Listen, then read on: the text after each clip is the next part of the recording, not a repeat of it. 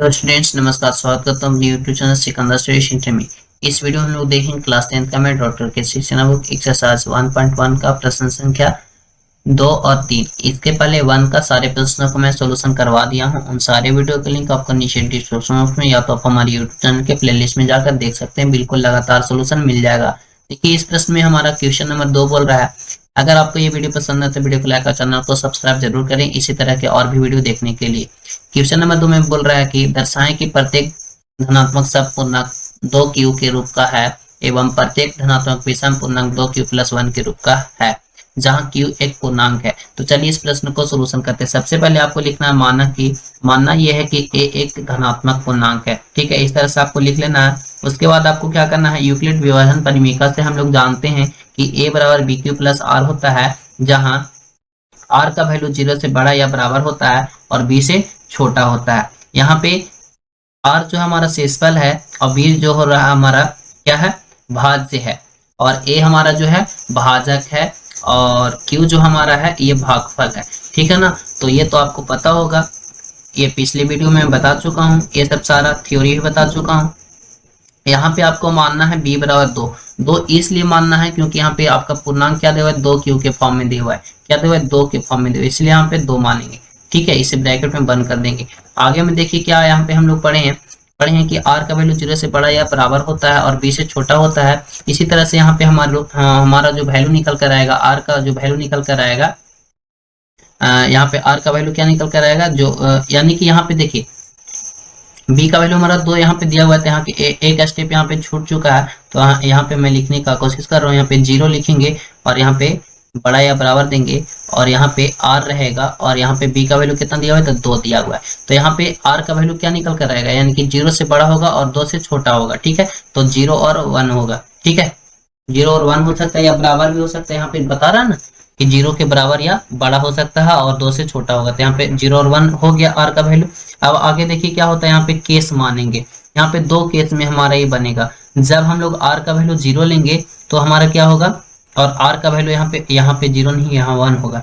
तो क्या होगा, तो देखिए यहाँ पे जब r का वैल्यू 0 लेते हैं तो a बराबर क्या होता है, bq+r होता है। तो यहाँ पे क्या हो जाएगा, 2 का वैल्यू यहाँ पे कितना माने हम लोग, 2 माने हैं। सॉरी, b का वैल्यू यहाँ पे 2 माने हैं, तो b का वैल्यू 2 हो जाएगा और q तो हमारा q होगा, और r का वैल्यू यहाँ पे क्या हो जाएगा, r का वैल्यू 0 यहाँ पे, और यहाँ पे 1 लिए हैं तो यहाँ पे सेम उसी तरह से यहाँ पे हो जाएगा। यहाँ पे क्या हो जाएगा, 2q+1 आ जाएगा। यानी कि इस फॉर्म में क्या आ गया, देखिए यहाँ पे क्या निकल कर आएगा, 2q निकल कर आएगा और यहाँ पे क्या निकल कर आएगा, 2q+1 निकल कर आएगा। ठीक है, तो हम लोग यहाँ पे कह सकते हैं, अतः केस नंबर 1 से पता चलता है कि यह एक सम संख्या है तथा केस नंबर 2 में विषम संख्या। ठीक है, धनात्मक मतलब ये जो हमारा प्रश्न कर रहा है इसी तरह से आपका हो जाएगा, ये आपका आंसर हो जाएगा। नेक्स्ट इस तरह से आप लोग कर लीजिएगा। नेक्स्ट आपका है, दिखाएं कि सॉरी हाँ, क्वेश्चन नंबर यहाँ 2 नहीं 3 होगा, मिस्टेक हो गया है।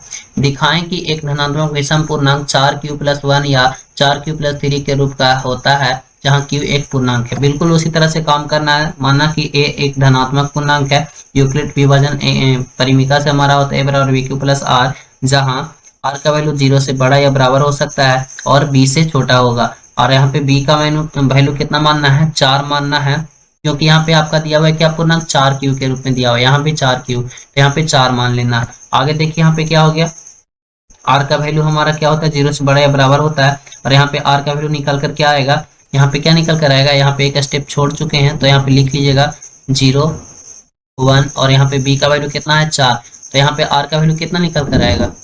ठीक है, यहाँ r हो जाएगा ना, r का वैल्यू कितना हो जाएगा, या तो 0 होगा या तो 1 होगा या तो 2 होगा या तो 3 होगा, 4 तो होगा नहीं। ठीक है, 4 से छोटा कर रहा है, यहाँ पे 1 और 3 माने, क्योंकि 1 और 3 के रूप में हम लोग को लाना है। तो आगे देखिए यहाँ पे केस पढ़ेंगे। केस में हम लोग जब r रखेंगे और जब यहाँ पे 0 नहीं 3 रखेंगे तो क्या होगा। ठीक है, तो देखिए यहाँ पे जब रखेंगे हम लोग, यहाँ पे a बराबर क्या होगा, bq+r, तो b का वैल्यू यहाँ पे 4 मान लिए तो 4 हो गया, q हो गया प्लस में r का वैल्यू यहाँ पे 1 हो जाएगा तो 4q+1 हो जाएगा, और यहाँ पे b का वैल्यू कितना है, 4, क्यू का वैल्यू यहाँ पे क्यू ही होगा प्लस आर का वैल्यू यहाँ पे 3, तो यहाँ पे 4q प्लस 3। यहाँ पे आप कह सकते हैं अतः केस नंबर 1 और तथा केस नंबर 2 से पता चलता है कि यह धनात्मक विषम संख्या है। इस तरह से आप प्रश्न को सोल्यूशन कर सकते हैं। बिल्कुल बहुत आसान ये प्रश्न है। ठीक है, तो चलिए आज के वीडियो में तो चलिए चौथा नंबर हम लोग क्वेश्चन का सोल्व करते हैं। चौथा नंबर प्रश्न हमारा बोलता है 2 पात्रों में 250 और 425 लीटर दूध है। पात्र की महत्तम धारिता क्या है जो दोनों पात्रों की दूध को पूर्ण रूप से माप सकती है। तो चलिए इस प्रश्न को सोल्यूशन करते हैं। देखिए पात्र, यहाँ पे 2 पात्र बोल रहा है और एक पात्र में 250 लीटर दूध है और दूसरे पात्र में 425 लीटर दूध है। तो पूछ रहा है हमसे कि वह महत्तम धारिता क्या होगा जो दोनों पात्रों की दूध को पूर्ण रूप से माप सकती है। यानी कि यहाँ पे महत्तम धारिता पूछ रहा है, तो आपको कुछ नहीं करना, महत्तम पूछ दे तो आपको HCF निकाल लेना। तो चलिए यहाँ पे देखिए सबसे पहले लिखेंगे सोल्यूशन, उसके बाद मानना है, माना कि क्या मानना है, प्रथम पात्र में कितना आ रहा है तो 250 आ रहा है और द्वितीय पात्र में 425। तो जो दोनों में से बड़ा हो, जो दोनों में से बड़ा हो उसको A मान लीजिए। A बराबर हम लोग यहाँ मान लेते हैं 425 लीटर, यानी कि 425, और B बराबर क्या हो जाएगा जो इसमें से छोटा है कौन है 250। अब यहाँ पे आपको ऐसे दर्शा देना है कि A बड़ा होता है किससे, B से, A बड़ा है B से। ठीक है, अब इसको हम लोग को यूक्लिड विभाजन परिमेय से क्या करेंगे, HCF ज्ञात करेंगे। तो यहाँ पे क्या हो जाएगा HCF, हम लोग यूक्लिड विभाजन एल्गोरिथम से क्या जानते हैं, तो यूक्लिड विभाजन परिमेय का बराबर क्या होता है, A बराबर BQ प्लस R, जहाँ R का वैल्यू 0 से बड़ा और बराबर होता है या तो फिर B से छोटा होता है। तो चलिए यहाँ पे देखते हैं, तो छोटी संख्या से बड़ी संख्या में यहाँ पे भाग देंगे। छोटी संख्या कितना 250 है, तो 250 से क्या करेंगे 425 में भाग देंगे, तो कितना मरतबे कट जाएगा। तो आपको यहाँ पे 250 से लगाते हैं तो 2.5 दूनी 500, यानी कि एक मरतबे आप लगा सकते हैं। कितना हो जाएगा 250, और यहाँ पे घटाइए 5 आ जाएगा, 12 में से 5 जाएगा तो 7 बच जाएगा। यहाँ पे 3 में से 2 गया तो 175 आ जाएगा, 175 आ गया। अब यहाँ पे हम लोग पढ़ें क्या, यूक्लिड विभाजन परिमेय से A बराबर BQ प्लस R। तो यहाँ पे क्या होगा, A बराबर, A का वैल्यू कितना है हमारा 425 है, तो यहाँ पे लिख सकते हैं आप 425 बराबर B का वैल्यू कितना है 250 और गुना Q का वैल्यू कितना है 1 और प्लस R का वैल्यू कितना है, यानी शेषफल कितना है 175 आया है, जो कि हमारा R का वैल्यू यानी कि शेषफल 0 के बराबर नहीं है। तो जब तक 0 के बराबर नहीं होता हमारा शेषफल, तब तक हम लोग क्या करते हैं, भाग देते हुए रहते हैं। यानी कि अब आपको भाग देना होगा 175 में कितना से, तो 250 से, सॉरी 175 से 250 में, तो कितना मतलब कट जाएगा, यानी कि 150 दूनी 300 होता है। तो ये भी एक ही मतलब लगेगा, तो यहाँ पे लिख सकते हैं 175, यहाँ पे 5 आ जाएगा, यहाँ पे 14 में से 7 दिया तो 7 आ जाएगा, ये कट जाएगा, यानी 75 बच गया। यहाँ भी आपका क्या हो जाएगा, A का वैल्यू कितना हो जाएगा 250 हो जाएगा, और इक्वल टू B का वैल्यू कितना हो जाएगा 175 और गुना Q का वैल्यू हो जाएगा 1 प्लस R का वैल्यू कितना हो जाएगा 75। यहाँ भी हमारा क्या आया है, R का वैल्यू जो आया है वो 0 के बराबर नहीं आया है, 0 के बराबर नहीं आया। तो फिर से आपको क्या करना होगा, भाग देना होगा, कितना से भाग देना होगा 75 में, अब 175 से भाग देना होगा। 75 दूनी कितना होता है 150, 2 मतलब यहाँ पे लगेगा 150 हो जाएगा, और यहाँ पे 5 हो जाएगा 2 और ये कट जाएगा। यानी कि अभी भी हमारा क्या आया है, A का वैल्यू 175 था और इक्वल टू B का वैल्यू 75 है और गुना Q का वैल्यू 2 है और प्लस शेषफल कितना है 25 है। यहाँ भी हमारा क्या आया है, R is not equal to 0, नहीं R का वैल्यू 0 के बराबर नहीं आया है। तो आपको क्या करना होगा, फिर से 75 में 25 से भाग देना होगा। तो चलिए यहाँ पे हम दे लेते हैं, यहाँ पे आप लिख दीजिए 75 में कितना से भाग देना, 75 में 25 से भाग देना, तो यहाँ पे 3 मतलब कट जाएगा, 25 दिए 75 और यहाँ पे पूरा ये कट गया, यानी कि शेषफल जो आएगा आपका 0 आएगा। यहाँ पे A बराबर क्या होता है BQ प्लस R होता है, A का वैल्यू 75 है और B का वैल्यू कितना है तो 25 है और Q का वैल्यू 3 है और प्लस शेषफल कितना आ गया 0, यानी कि R is equal to 0, R का वैल्यू यहाँ पे 0 आ गया। तो यहाँ पे आप लिख सकते हैं अतः दोनों पात्रों की दूध को पूर्ण रूप से माप सकते हैं। कितना मापने के लिए क्या होगा आपको, तो कितना लीटर वाला आपको चाहिए पात्र, तो आपको चाहिए 75 लीटर वाला। तो यहाँ पे लिख सकते हैं अतः दोनों पात्रों की मापने के महत्तम धारिता कितना होगा तो 75 होगा, तो आपका 75 यहाँ पे क्या हो जाएगा आंसर हो जाएगा। समझ में आ गया।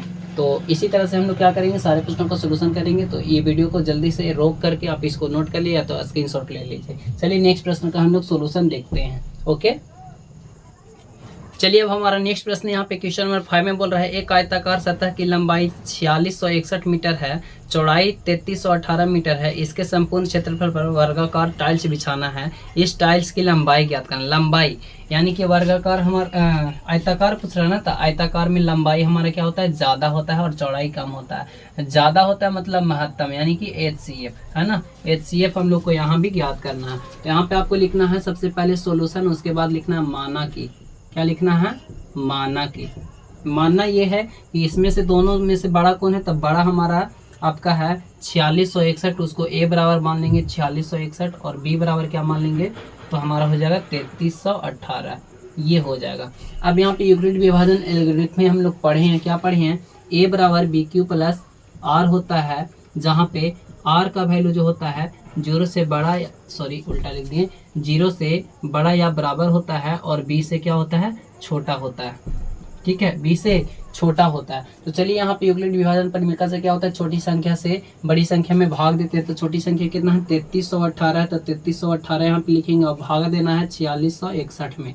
तो 4661 में कितना मतलब भाग लगेगा, तो एक मतलब लगेगा, तो यहाँ पे लिख सकते हैं 3318। अब यहाँ पे देखिए 11 में से 8 गया तो कितना बच गया, 3।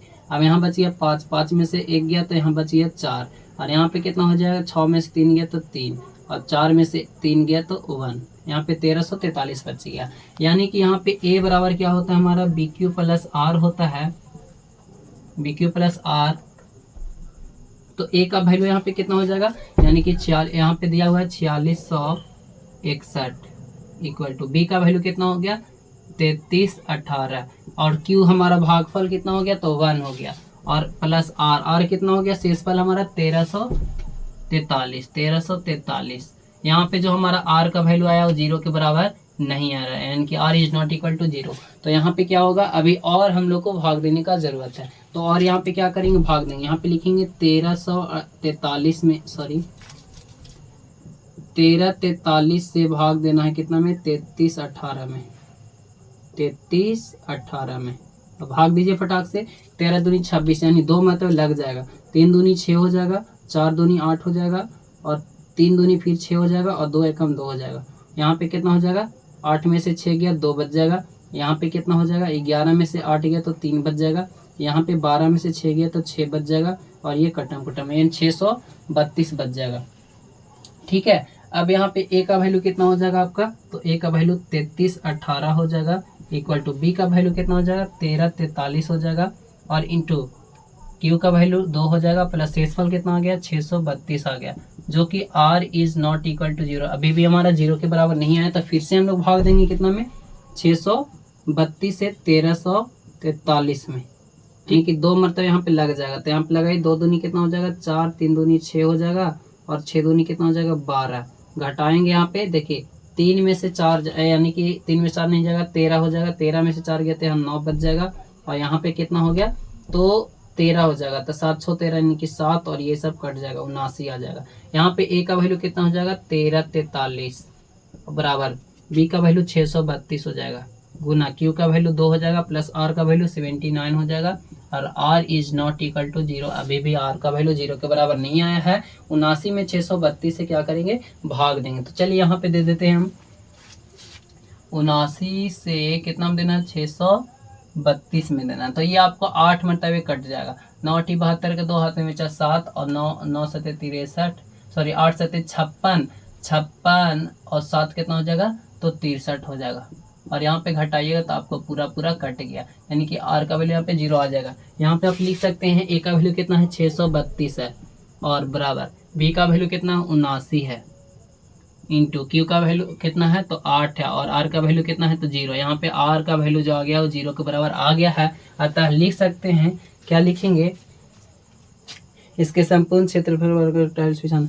अतः लिख सकते हैं इस टाइल्स की लंबाई कितना होगा, तो आपका 79 हो जाएगा। 79 से ना पूरा पूरा कटा है, तो यहाँ पे आपका आंसर कितना हो जाएगा, 79। अतः करके लिख दीजिएगा, ठीक है, इतना आ जाएगा। अब इसमें एक लैंग्वेज बना दीजिएगा, अतः टाइल्सों की लंबाई बराबर कितना हो जाएगा, 79 मीटर हो जाएगा। तो समझ में आया। तो यहाँ तक आप लोग क्या करें, फटाक से इसको नोट्स कीजिए, और चलिए नेक्स्ट प्रश्न का हम लोग सोल्यूशन देखते हैं, क्वेश्चन नंबर 6।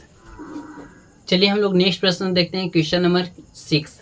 देखिए क्वेश्चन नंबर 6 बोलता है वर्गाकार टाइल्सों की न्यूनतम संख्या ज्ञात करें जो एक आयताकार फर्श को ढक सकती है, जिसकी लंबाई और चौड़ाई क्रमशः 16 मीटर 50 सेंटीमीटर और 8 मीटर 32 सेंटीमीटर है। तो चलिए इसका हम लोग सोल्यूशन निकालते हैं। सबसे पहले क्वेश्चन लिख कर लेंगे। क्वेश्चन आपको सामने दिख रहा होगा, सोल्यूशन लिखेंगे और लिखेंगे आयताकार फर्श की टाइल्सों की लंबाई कितना दिया हुआ है, 16 मीटर 58 सेंटीमीटर दिया हुआ है। तो इसको हम लोग सेंटीमीटर में कन्वर्ट करेंगे तो 1658 सेंटीमीटर रहेगा। कैसे? क्योंकि हम लोग पढ़े हुए हैं कि 100 सेंटीमीटर बराबर 1 मीटर होता है, यानी कि 16 मीटर बराबर 1600 सेंटीमीटर और ये 58 सेंटीमीटर, यानी कि 1658 सेंटीमीटर। उसी तरह से 8 मीटर चौड़ाई दिया हुआ है और 32 सेंटीमीटर, 8 मीटर दिया हुआ है और सेंटीमीटर 32 दिया हुआ है, यानी कि 832 सेंटीमीटर हो जाएगा। तो यहाँ पे हम लोग को निकालने के लिए बोल रहा है कि एक आयताकार फर्श को ढक सकती है जिसकी लंबाई और क्रमशः इतना दिया हुआ है। ठीक है, तो संख्या ज्ञात करना। तो सबसे पहले यहाँ पे निकाल लेते हैं उसका ये क्षेत्रफल ज्ञात कर लेते हैं सबसे पहले। तो यहाँ पे क्या हो जाएगा, सबसे पहले HCF निकालिए। तो यहाँ पे मान लीजिएगा आप, माना कि बड़ी संख्या इसमें से कौन है, तो 1658 है। ए बराबर आप मान लीजिए 1658 और बी बराबर क्या मान लीजिए 832। ठीक है, यहाँ पे ए जो आपका है बड़ा है किससे, बी से। यूक्लिड विभाजन परिमेय आप लोग पढ़े हुए हैं, क्या होता है ए बराबर बी क्यू प्लस आर। यहाँ पे लिख देते हैं ए बराबर बी क्यू प्लस आर, जहाँ आर का जो वैल्यू होता है वो आर का जो वैल्यू होता है 0 से बड़ा और बराबर होता है और बी से छोटा होता है। ठीक है, तो चलिए यहाँ पे यूक्लिड विभाजन परिमेय क्या कहता है, छोटी संख्या से बड़ी संख्या में भाग देना। तो 832 से क्या करना होगा आपको, 1658 में भाग देना होगा। तो यहाँ पे कितना मतलब लग जाएगा, तो एक मतलब लगेगा, मात्र 832 हो जाएगा, 832। तो यहाँ पे आप घटा सकते हैं, कितना आ जाएगा 6 2 और यहाँ पे 8 आ जाएगा, यानी कि 826 आ गया। यहाँ पे ए का वैल्यू कितना दिया हुआ है, तो ए का वैल्यू आपका हो जाएगा 1658 बराबर बी का वैल्यू कितना दिया हुआ है 832 गुना क्यू का वैल्यू 1 और प्लस आर का वैल्यू कितना दिया हुआ है 826। ठीक है, यहाँ हमारा जो आया है आर का वैल्यू 0 के बराबर नहीं आया, यानी कि R is not equal to 0 लिख सकते हैं आप। अब यहाँ पे फिर से क्या करना होगा, 826 से 832 में भाग देना होगा। तो यहाँ पे फिर से एक मतलब ही लगेगा, 826 आ जाएगा, कितना आएगा यहाँ पे 6 0, यानी कि 6 आ जाएगा, यहाँ पे भी 0 आ जाएगा, 6 आ जाएगा। ठीक है, यानी कि ये कटम कुटम। ठीक है, तो यहाँ पे आपका कितना हो जाएगा, ए का वैल्यू 832 बराबर कितना हो जाएगा 826 गुना 1 प्लस शेषफल कितना हो जाएगा 6 आ जाएगा। यहाँ पे आपका आर का वैल्यू 0 के बराबर नहीं आया है, तो फिर से आप क्या करेंगे, 6 से भाग देंगे, कितना में 6 से 826 में भाग देंगे। 6 एकम 6 हो जाएगा, 2 बच जाएगा, 6 22 आ गया, 6 3 18 हो जाएगा, यहाँ पे कितना हो जाएगा 0 4 हो जाएगा 46, यानी कि 6 6 7 6 42 137 हो जाएगा। यहाँ पे भी आपको कितना आ जाएगा 4 आ जाएगा, है ना, 4 आ गया, यानी कि 137। यहाँ पे ए का वैल्यू कितना हो गया 826 बराबर बी का वैल्यू कितना हो जाएगा 6 गुना क्यू का वैल्यू कितना हो जाएगा 137 प्लस आर का वैल्यू कितना हो जाएगा, तो 4 आ जाएगा। यहाँ भी R is not equal to 0 आया, यानी कि आर का वैल्यू कितना है 4 है। तो आप क्या करेंगे, 4 से फिर से आप भाग देंगे, यहाँ पे दे देते हैं हम 4 से 6 में भाग देंगे। तो 4 से 6 में भाग देते हैं तो कितना मतलब एक मतलब लगता है, और यहाँ पे कितना आ जाएगा 2 आ जाएगा। यहाँ भी आपका क्या हो गया, ए का वैल्यू कितना है 6 इक्वल टू 4 गुने 1 प्लस 2 आया है, और यहाँ पे आर का वैल्यू 0 के बराबर नहीं आया है। फिर से यहाँ पे क्या करना होगा, 2 से 4 में भाग देना होगा, यानी कि 2 मतलब आपका कट जाएगा पूरा पूरा। यहाँ पे ए का वैल्यू कितना हो जाएगा 4 बराबर 2 गुने 2 प्लस 0 हो जाएगा। यहाँ पे आर का वैल्यू जो आया वो 0 के बराबर आ चुका है, यानी कि यहाँ पे टाइल्स की यहाँ पे कितना आया है, क्षेत्रफल हमारा जो आया है वो 2 आया है। अब यहाँ पे हम लोग को ज्ञात करना है टाइल्स का संख्या ज्ञात करना है। तो टाइल्स की संख्या बराबर यहाँ पे हो सकता है, यहाँ पे लिख सकते हैं टाइल्सों की संख्या बराबर क्या हो जाएगा, आयताकार टाइल्सों की चौड़ाई और लंबाई। यहाँ पे लंबाई हो जाएगा एल गुने बी और बराबर उसका क्षेत्रफल क्या होता है ए स्क्वायर होता है। ठीक है, तो यहाँ पे लंबाई और चौड़ाई कितना दिया हुआ है, लंबाई दिया हुआ है 1658 गुना चौड़ाई कितना दिया हुआ है 832 दिया हुआ है, और यहाँ पे कितना हो जाएगा ये ए स्क्वायर, यानी कि टाइल्सों की संख्या कितना है 2, सॉरी क्षेत्रफल कितना है 2 का स्क्वायर हो जाएगा, यानी कि 2 गुने 2 हो जाएगा। यहाँ पे काट दीजिए, कितना मतलब कटेगा 4 दूनी 8, यानी कि 416 मतलब कट जाएगा, और यहाँ पे फिर से 2 से काट दिए तो 800 कितना मतलब कट जाएगा 824 मतलब कट जाएगा। ठीक है। 824 में 416 से गुना कीजिए, तो इसको गुना कीजिएगा तो कितना आएगा, तो गुना करके आप लोग लिख सकते हैं, बिल्कुल आपका आंसर उतना ही आएगा, ठीक है, जितना कि आपका आंसर बुक में दिया हुआ है, तो आपका यही आंसर हो जाएगा। ठीक है दोस्तों, इतना आपको समझ में आया तो वीडियो को लाइक और चैनल को सब्सक्राइब जरूर कर दीजिए। नेक्स्ट वीडियो हम लोग देखेंगे नेक्स्ट एक्सरसाइज का क्वेश्चन। ठीक है, मिलते हैं नेक्स्ट वीडियो में। आज के वीडियो में समाप्त करते हैं। Thank you so much, best of luck, bye bye.